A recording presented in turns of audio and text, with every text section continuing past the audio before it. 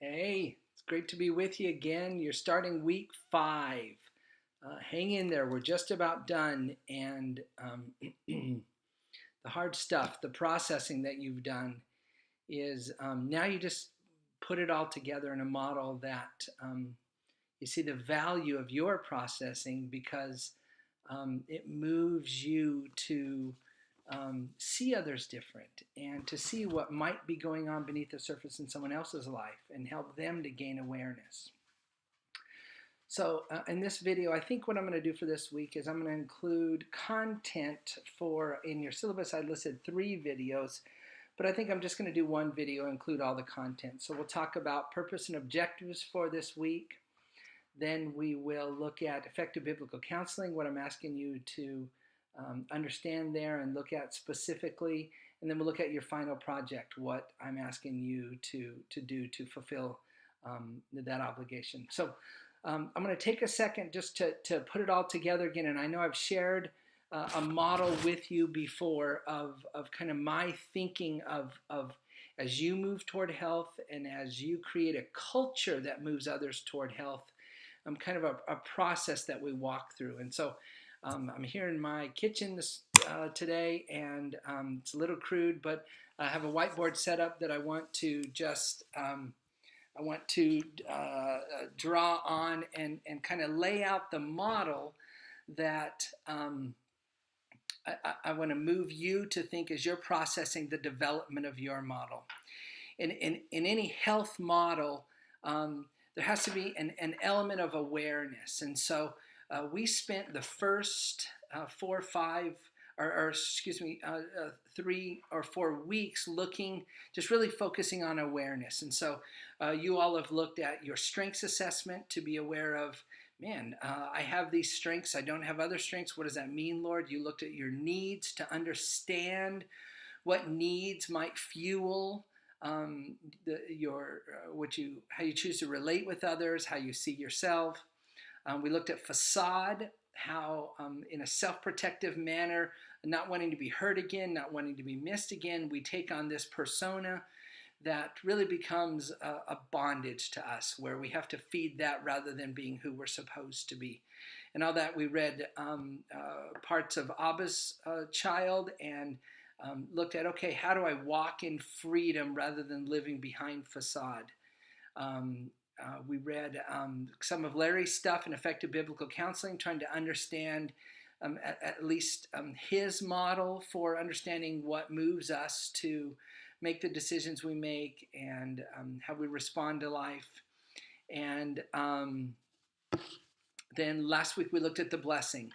And man, your processing was just amazing, looking at how the blessing, those of you who did or didn't receive, what effect it has had on you. And I hope that you're seeing ways of creating culture to help others to live in awareness. So a lot of that difficulty and your willingness to process is just amazing to me. And so really what we were moving to is the first element that I believe needs to be present in a model of change, and that's awareness.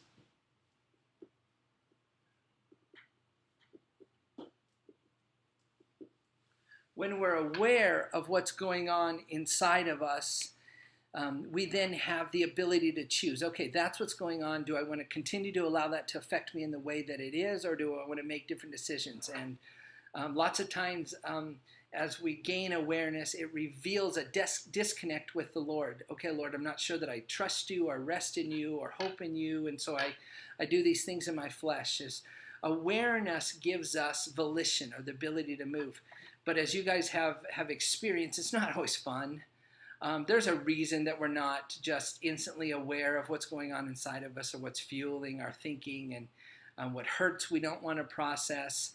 But I hear in your writings and as I talk with you, believe that you're tasting how awareness moves us toward the opportunity for freedom, all right?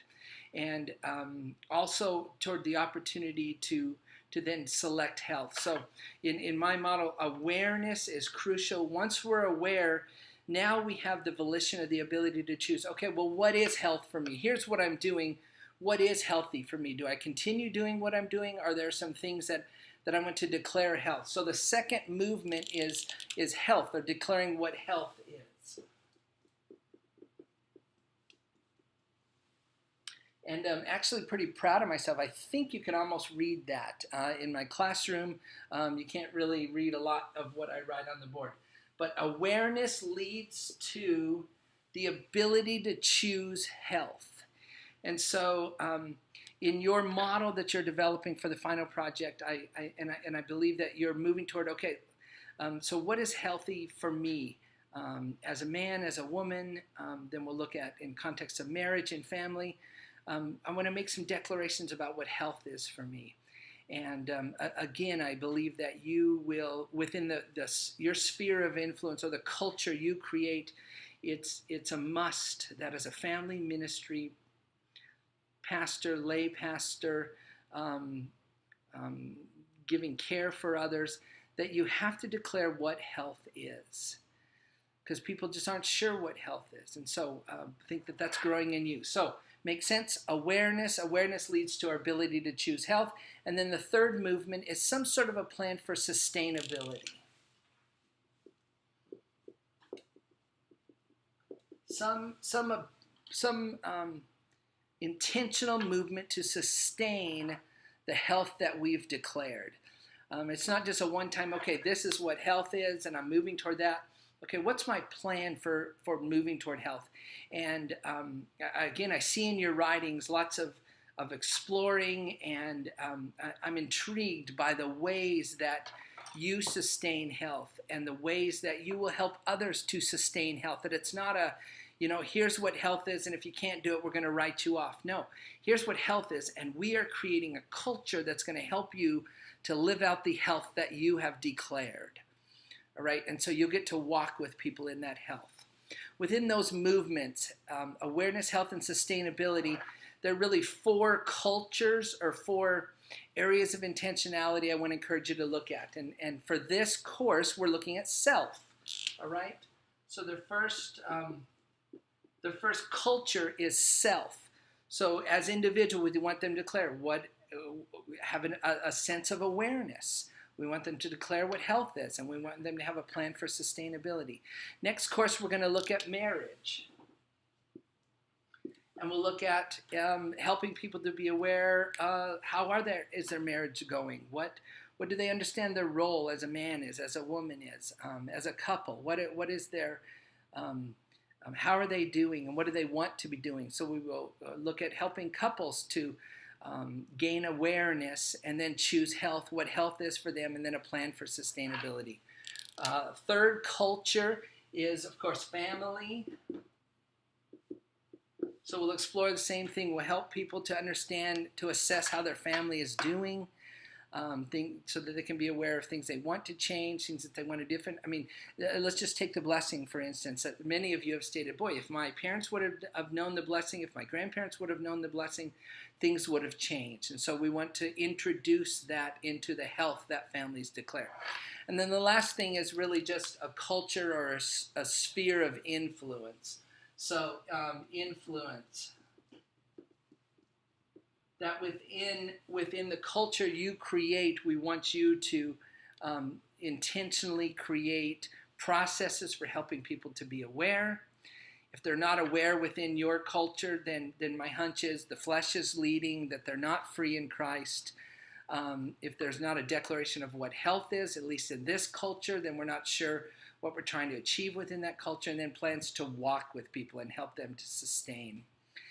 All right, and so hope that makes sense. That why we're going through all this is I believe that awareness is the key that moves you to the selection of health and then selection of sustainability. And can't thank you all enough for the ways that you have engaged in this process of awareness. And I hope that you are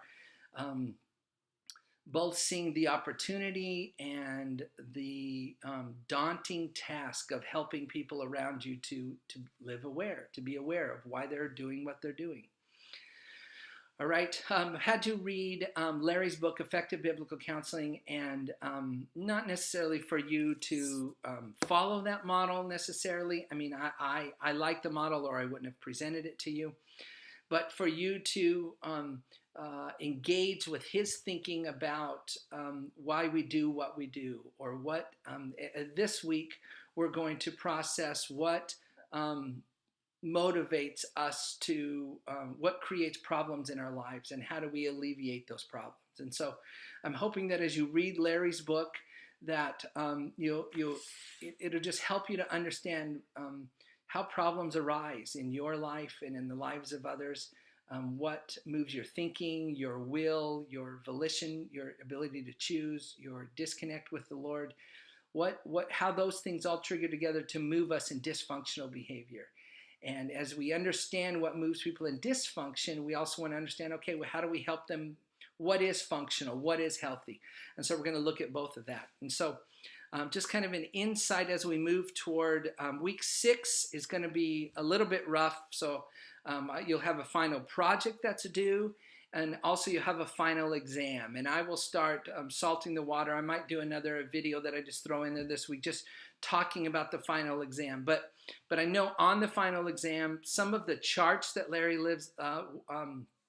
gives us, some of the diagrams in effective biblical counseling, I want you to understand what he's saying. And so there's a chart in chapter 9, page 107, that describes how the believer processes information, how his heart, mind, and will affect how we move in life. And I'll just give you that blank chart and have you diagram it and explain that processing. So really look at that chart of the believer and understand at least what Larry is saying. All right. Also want you to look in chart 12, page 160, is a little chart he gives us looking at the stages of counseling. I will just give you those. Again, I'll give you the diagram, and you will fill in for me the stages of counseling, because I want for you to, when you sit with someone, to have an understanding, okay, where are we moving? What are we trying to achieve as we walk with people? But also, as you create programming, you can help people move through those stages. All right, and the last thing, the chart that I want you to look at this week is chart 13. That's on page 135. That looks at just levels of interaction with, of dysfunction within people's lives. And so understand that different movement. And again, I'm just going to give you the diagram, and you'll explain it to me. You'll fill it in and explain it to me.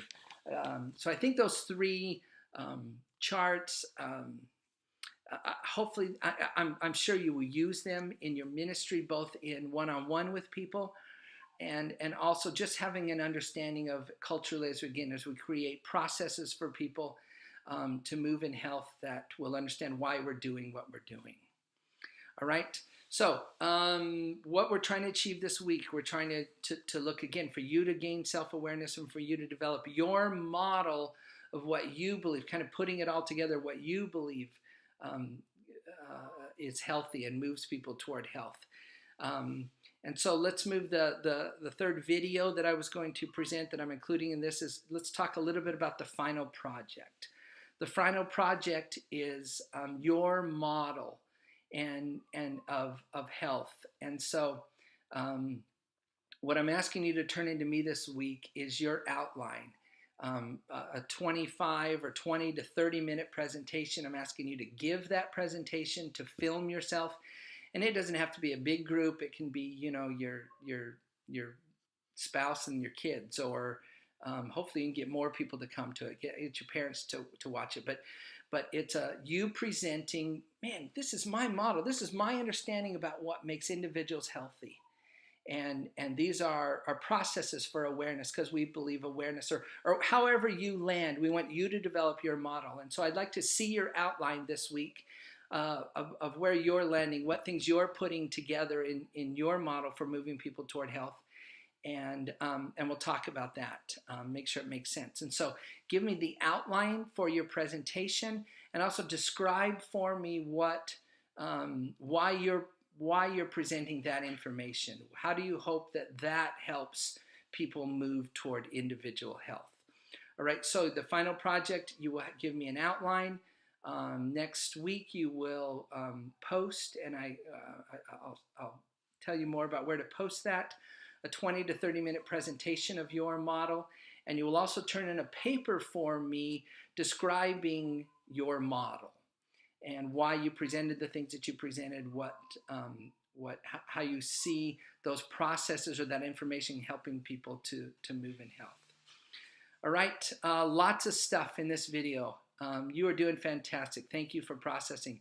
If there's some things that aren't quite clear, boy, shoot me those questions in that general discussion, and I'll kick it right back, because I'm sure if you have questions, others have the same questions. Okay, so very excited about you putting this all together. Very excited about, I believe vision is declaring for, vision is clarifying for what makes you healthy and who are you in Christ. And from that base of integrity, you will help couples understand what Christ ordains in the context of marriage, what Christ ordains in the context of family, and then you will create culture or opportunities, or again, that's really interesting to me, where the Lord uses this information to work through you to help people. All right. Hey, blessings on you. Thanks a ton. Look forward to hearing what thoughts you have. All right. Blessings on you.